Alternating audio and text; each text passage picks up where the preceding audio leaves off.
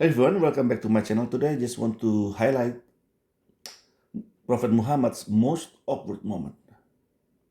I actually read this hadith a few weeks ago when I was talking about mahar, how big or how small mahar is supposed to be in Islam. But today I just want to talk about just this particular hadith. In case if you haven't heard it, let us read together and laugh together. This is from Al-Sahih, hadith number 1425. And I will explain to you what it is later. Narrated from Sahil ibn Sa'd al-Saidi, who said, a woman came to the Messenger of Allah and said, O Messenger of Allah, I have come to give myself to you. The Messenger of Allah looked at her and looked her up and down. Then the Messenger of Allah lowered his head and paused. When the woman saw that he had not made a decision about her, she sat down. A man from among the Sahaba said, O Messenger of Allah, if you are not interested in her, then marry her to me. He said, do you have anything? He said, no, by Allah, O Messenger of Allah. He said, go to your people and see if you can find anything.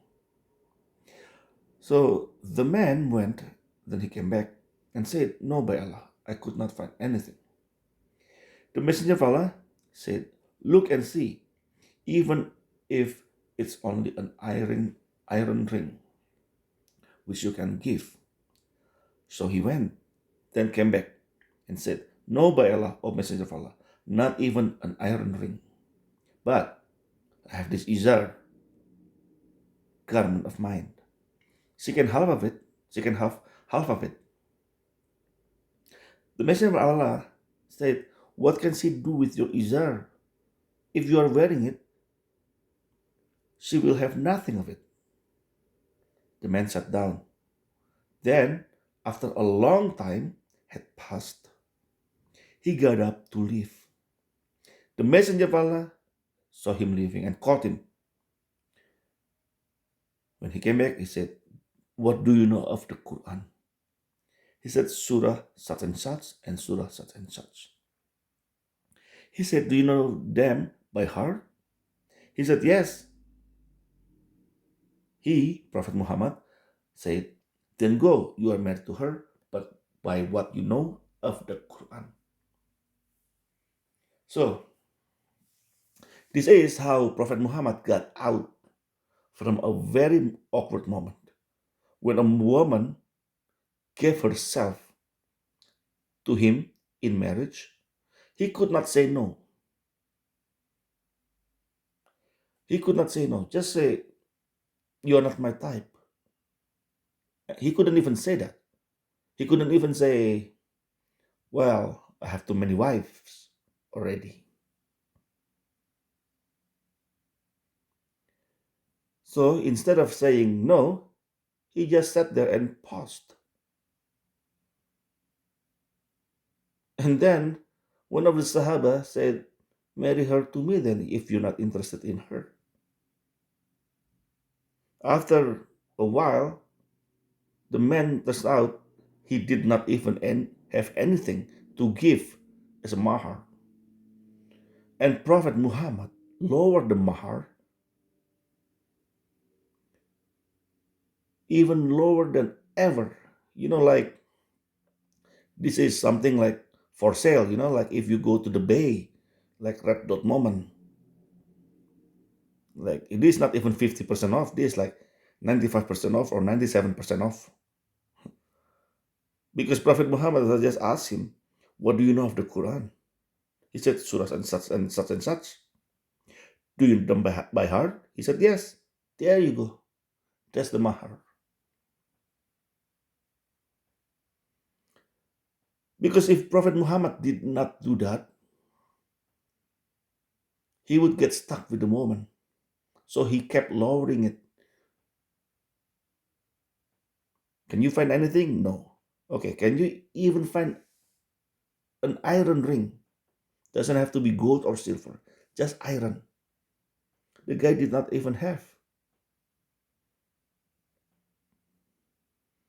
Prophet Muhammad, when he saw him leaving, he realized, shoot, I'd get stuck with this woman. What am I gonna do? So then he lowered the mahar. So now he didn't have to, that's why he didn't have to marry the woman. One of the Sahaba married to her. He's saved by the Quran. Imagine this kind of prophet.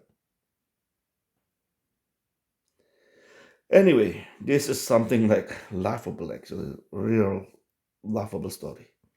And like I said in the beginning, I will explain to you Al Sahih. A lot of Muslim scholars, they will give answer from what they know. Doesn't matter. Even if the source is not reliable, doesn't matter. They just want to give you the answer. Because like I said in the video when I was talking about mahar, mahar is supposed to be big amount, not small amount. But it is the Muslim scholars make it lower. They make it lower because of this hadith. And this hadith is from Al Sahih. You may not know what it is. Let me show you. This is the full name. The, the guy who wrote this hadith, his name is Hakim al-Nishapuri. He wrote it in year 1002 to 1003 when he was 72 years old. The name of the book is actually Al-Mustadrak ala al-Sahih Hayain, or shorter, Mustadrak al-Hakim. The authenticity actually is not accepted by just anyone. Some scholars, even like 300-400 years later, rejected his hadith, saying half of it are not authentic. One of them even said it's better if he didn't compile it. Now, Al-Sahih is taken from this Al-Sahihain, and they make it short, becomes Al-Sahih. And I doubt even Muslim heard of this name before. I don't think many Muslims ever heard this name, Hakim al-Nishapuri.